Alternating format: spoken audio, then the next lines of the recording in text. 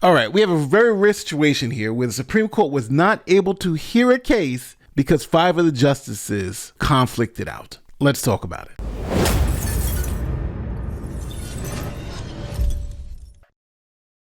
Now, to really understand this video and this topic, you have to understand how the Supreme Court works. For the Supreme Court to rule on a case, you need to have at least 5 justices rule either way. And to either hear a case, you need 6 justices for quorum. It's one of the earliest laws that Congress passed. Here's 28 U.S.C. 1.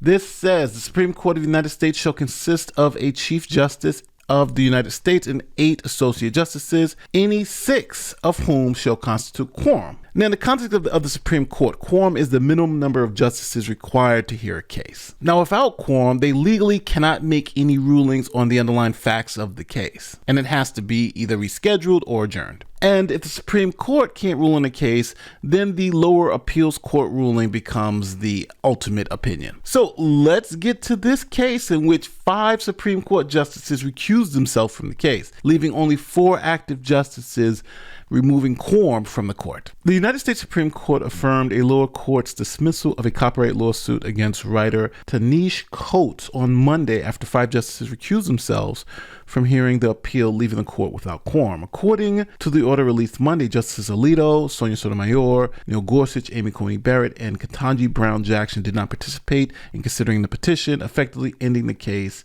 at the appellate level. Now, this incident marks the highest number of justices sitting out of a Supreme Court case since the court adopted a formal code of conduct in 2023. With no quorum, the ruling of the lower appellate court, which rejected the allegations that Coates plagiarized from Ralph W. Baker's book, Stock Exchange, remains in force. The incident has put renewed focus on judicial ethics and financial conflicts of interest, an issue under public scrutiny following recent disclosures about justices' lucrative book deals and gifts. Now, what you know, the rare mass recusal halted the court's ability to review Baker v. Coates, which involved allegations of plagiarism against Coates and several entities connected with his book, The Water Dancer. The justices did not publicly explain the reason for their recusal. Now, I am going to say, the word on the street is that the justices all had some type of book deals. And in these book deals, they have signed on with the publisher who's also involved in the underlying case. So now, if you have a financial obligation to the publisher, then you can't get involved in the case. Again, these are the allegations, word on the street, and not something publicly known, because the justices don't have to tell you why we recuse ourselves. They just have to say, we don't want to hear the case. So if you just line things up and say, hey, who has book deals, what's their publisher, or any of these entities involved in this case, then you kind of figure out what's going on. And if you think about it, the justices make about $200,000 or $250,000 a year, which is a lot of money, but they become millionaires because of speaking engagements, book deals, and those type of things. And if you now have this financial motive outside of the court, then you put yourself in a position where if one of those financial benefactors has a case in front of the court, you can't hear it. Now, in 1945, all the Supreme Court justices recused themselves from a case called U.S. v. Aluminum Company of America. United States versus Aluminum Company of America. That's the company better known as Alcoa. Among other things, they make aluminum foil wrap. Don't let this case foil you.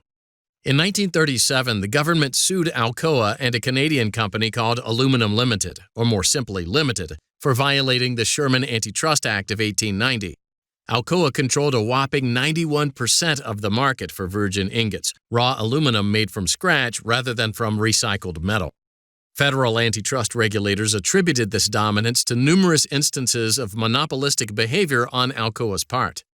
Regarding Limited, Alcoa spun off Limited so it could sell its foreign assets to the new company.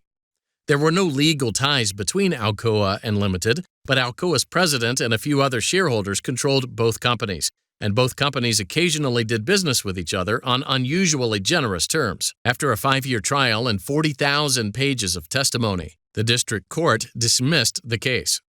The government appealed.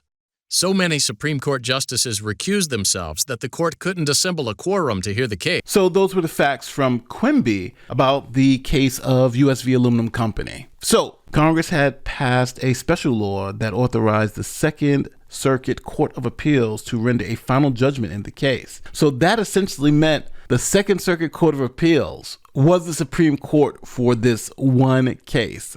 Shocking thing in U.S. history. Judge Learned Hand, and that is, if you ever go to law school, you will read a lot of cases from Judge Learned Hand. And if you're playing Jeopardy, he is the only appellate court or non-Supreme Court justice to write a Supreme Court opinion, which is insane. Now, Judge Learned Hand's opinion of the appellate court is widely regarded as one of his best, and the only opportunity he had to make a decision that was effectively a Supreme Court decision.